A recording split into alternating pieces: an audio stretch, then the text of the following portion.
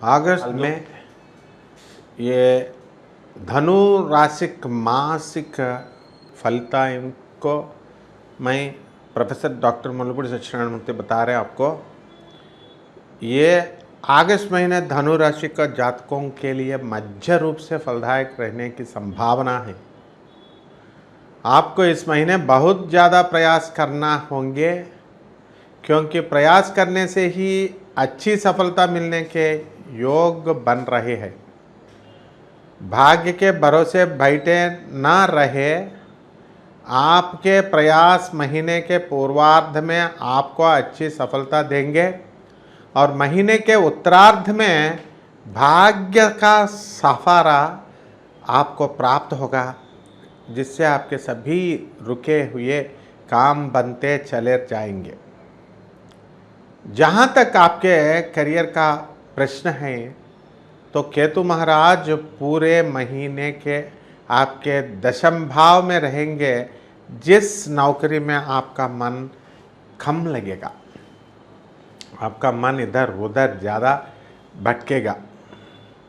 आपको ऐसा लगेगा कि आप उतना नहीं कर पा रहे हैं जितने के आप लायक है।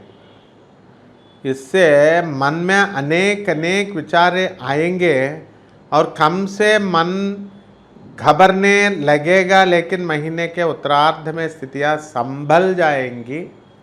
व्यापार करने वाले जातकों के लिए यह महीना अत्यंत लाभदायक साबित हो सकता है। आपको बस अपने ओर से ज़्यादा कोशिश करनी है, क्योंकि कोशिश अवश्य कामयाब होगी। प्रेम संबंधों के लिए यह महीना मध्यम रहेगी। महीने के उत्तरार्ध में प्रेम विवाह के प्रस्ताव स्वीकार भी हो सकते हैं। विवाहित जातकों के लिए भी यह महीना अनुकूल रहने की संभावना है। महीने के उत्तरार्ध में कुछ समस्याएं आ सकती है, लेकिन वैसे यह महीना आपके वैवाहिक जीवन में प्रेम बनाए रखेगा। इस महीने स्वास्थ्य पर ध्यान देने की आवश्यकता होगी, क्योंकि आपका स्वास्थ्य में कमजोर हो सकता है। विशेष रूप से महीने का पूर्वार्ध ज़्यादा ध्यान देने वाला होगा। पारिवारिक जीवन में कुछ समस्याएं बनी रह सकती है और घर में अशांति का माहौल होगा, जिसे संभालने की जिम्मेदारी आपके ऊपर आएंगी। विद्यार्थी वर्ग के लिए भी यह महीना अच्छा है। आपको कठिन मेहनत के बाद अच्छी सफलता भी मिलेगी और विदेश जाकर पढ़ने में भी सफलता मिल सकती है। आर्थिक रूप से यह महीना मध्यम रहेगा। खर्चा भी बने रहेंगे, इन आमदनी भी सामान्य रहेगी, इसलिए खर्चों को नियंत्रण में रखना आपके लिए आवश्यक होगा। और करियर के दृष्टिकोण से यह महीना ठीक ठाक रहने की संभावना है। कार्यक्षेत्र में पूरे महीने दशम भाव में केतु महाराज उपस्थित रहेंगे, जिससे आपको कुछ परेशानियों का सामना करना पड़ेगा। आपका मन कार्यक्षेत्र में नहीं लगेगा। कार्यक्षेत्र का माहौल आपको उबाऊ लगने लगेगा और आपका मन करेगा कि तुरंत कहीं चले जाइए। आप नौकरी बदलने के प्रयास भी करेंगे और आपको ऐसा लगेगा कि आपको कमतर आका जा रहा है। आप जिस लायक है उस लायक आपको न तो धन मिल रहा है, इससे आप कुछ निराश होंगे और इस निराश में कुछ समस्या भी खड़ी हो सकती है, इसीलिए सावधानी रखना आवश्यक होगा। दशम भाव के स्वामी बुध महाराज 22 अगस्त से वक्री अवस्था में अष्टम भाव में चले जाएंगे, तब कार्यक्षेत्र में और समस्याएं आ सकती है।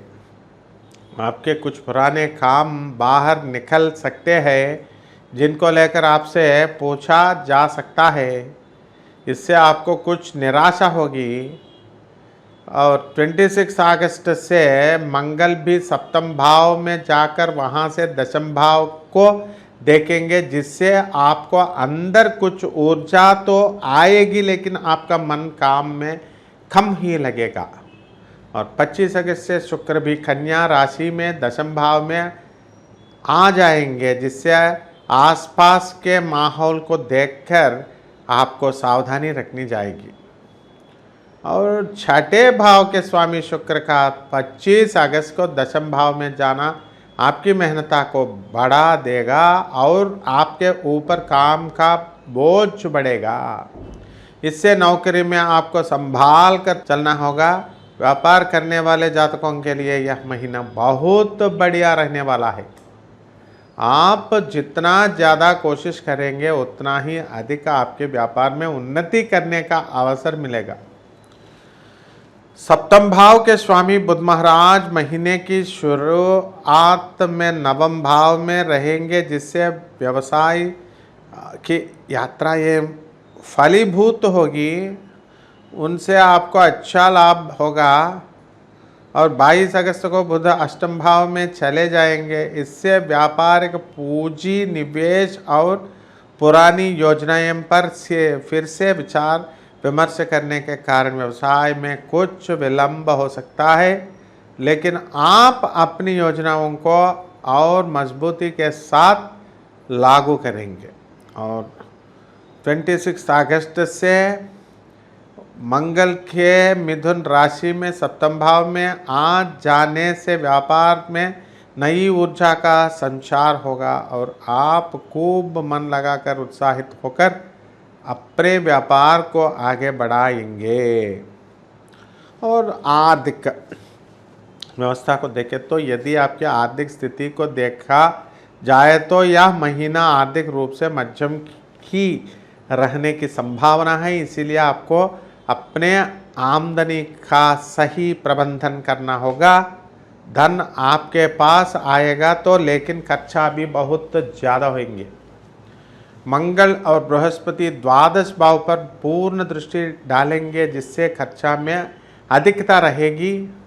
शनि भी वक्री अवस्था में द्वादश भाव को देखेंगे, जिससे कभी खर्चे होंगे कभी नहीं होंगे, लेकिन कोई न कोई खर्चा तो लगा ही रहेगा। सूर्य भी महीने के पूर्वार्ध में अष्टम भाव में रहकर खर्चों में बढ़ोतरी करेंगे। इससे आपको ऊपर चौतरफा खर्चों का दबाव बन रहा गया और आप काफ़ी परेशान महसूस कर सकते हैं। और स्वास्थ्य के बारे में देखें तो यह महीना स्वास्थ्य के दृष्टिकोण से ध्यान देने वाला और महीना साबित हो सकता है।